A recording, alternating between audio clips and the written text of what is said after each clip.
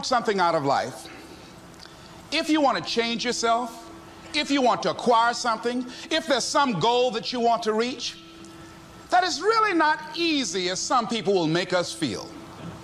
That living your dream, changing your behaviors, overcoming negative habits, it's challenging. It's hard. Most people go through life never discovering what their talents are. Most people never develop their talents.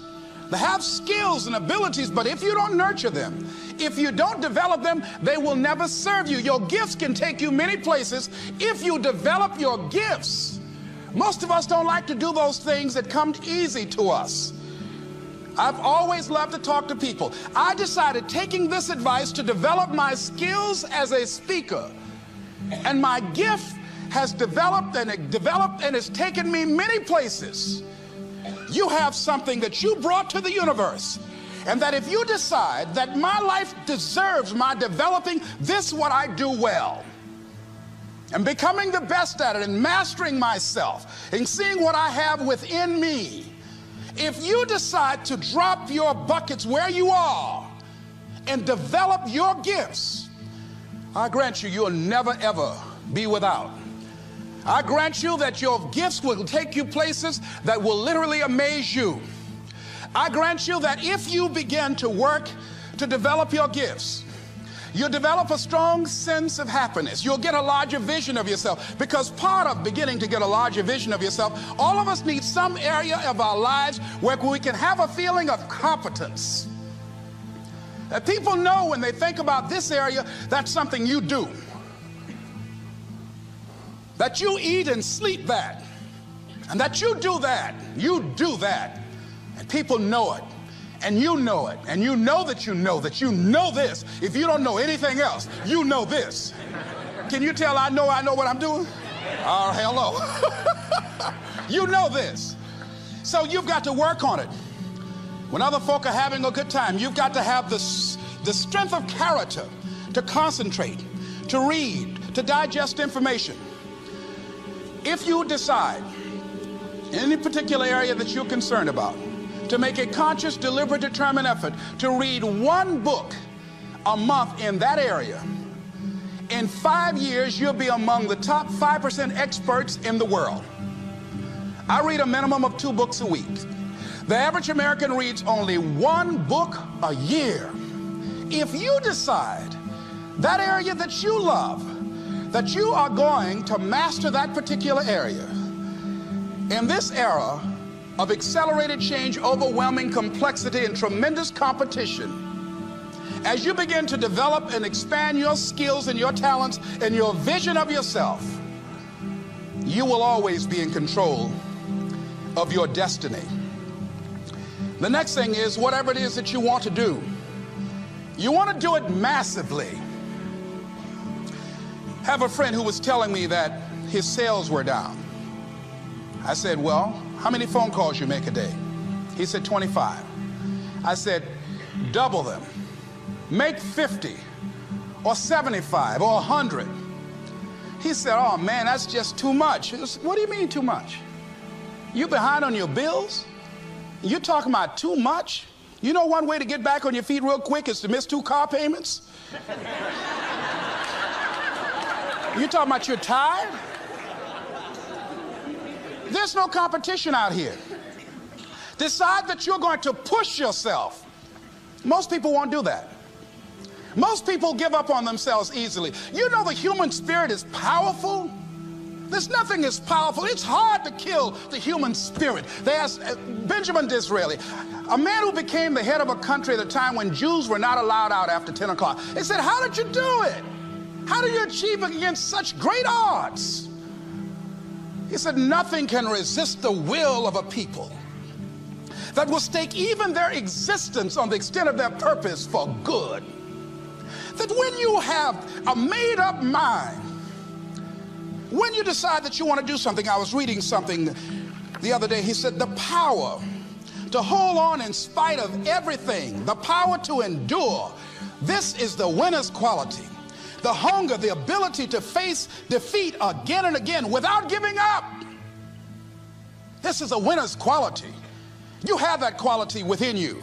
When you're hungry, you don't care about the facts. You don't care about the odds. Doug Williams played for the Washington Redskins, quarterback. John Elway of the Denver Broncos in the Super Bowl. Everybody was talking about Elway. After the Super Bowl, when Doug Williams made a historic passing game, they asked him, said, how were you able, in spite of all of the negative publicity saying that you couldn't win, how did you do it? He said, I ignored my critics. I just didn't pay any attention to them. I ignored myself because they kept on saying it so much. There were times I doubted whether or not I can do what I needed to do. There's a Doug Williams in everybody here. There's greatness in you. And you've got to learn how to tune out the critics outside and the critic inside. And since I'm going to do this, I'm going to harness my will. And I'm not going to let anything stop me. I deserve this. I'm going to do it until. And this friend, I told him, said, start increasing your calls. I said, I make 100 calls a day. I got a callus in my ear. My ear kind of dark. You can't see it, but it's there. His sales have increased. Working harder now. The other thing is that if you want something, you have got to be relentless. You've got to learn how to become resourceful. You've got to learn how to become creative. When crises strike in your life, and in the Chinese language, crises mean danger, but it also means opportunity. And this is an opportunity for you to grow.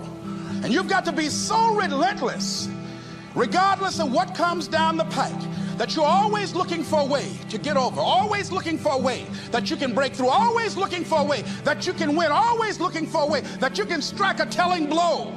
And pretty soon, I think there's some people watching us in the universe that say, wait, let's call a meeting over here. You know that guy Mustafa? Look at him down there. He won't stop. Just that fool don't know he can't get over. Look here. Why don't we do this? Let him go and let's mess with somebody else. Let him go on through. Life will just get tired of whipping you sometimes. And just say, let's just let this one go. I believe this. Now, no one has told me this, but I just kept on kicking. I didn't have sense enough to stop. I was intelligently ignorant. I didn't know what I couldn't do. So I just tried anything. And the fascinating thing about life, because you can't get out of it alive, you might as well have a good time, you know? You might as well have a good time. Live your life with passion, with some drive.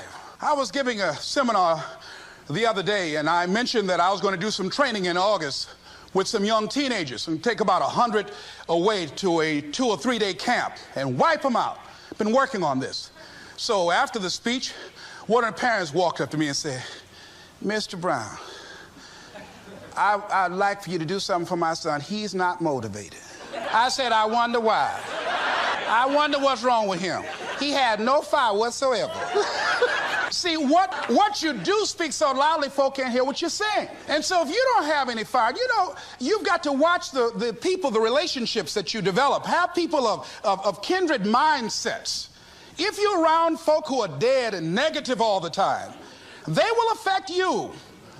You want people that are around you that have smiles on their faces, looking good.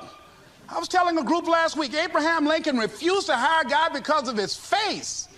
He said, but the guy can't help it. He said, anybody over 30 is responsible for their face. If you have some depressing face looking at you every day, it affects your blood pressure. Keep these dead faces away from you. It's contagious. This is serious. So you've got to watch your countenance, watch your face. Have an uplifted expression, watch your body posture. All of these things affect you psychically. You got to be the kind of person that you are fearless. Fearless. Folk leave fearless people alone. There's some people walk through a neighborhood and every dog in the neighborhood would bark at them. But there's some people come through and ain't nobody gonna mess with this. You are unstoppable. And because you are unstoppable, because you've got power that you haven't even begun to use yet, you owe it to yourself to release your brakes. How many of you have the experience of pulling out of your driveway and you mashed on the accelerator and the car was just going, it couldn't move, and you mashed harder and it couldn't move, and then you discovered you had your emergency brakes on. And then you release those emergency brakes and it goes, choo! Have you ever had that experience before? Most of us go through life with our brakes on, holding back, not giving all that we have, not sharing all of ourselves. Most of us go to our graves still holding on rather than releasing it. What are some of those things that keep us from releasing it? Because of past experiences, past defeats, past pain. We look back, well, it didn't work out then. It probably won't work out now. Many people get confused their performances with who they are. I was reading Pat Riley, the coach of the Los Angeles Lakers. After the Trailblazers had blown them out of the water, and I'm sure he said this last night, they asked him, how do you feel? He said, tonight we were exposed for what we are right now.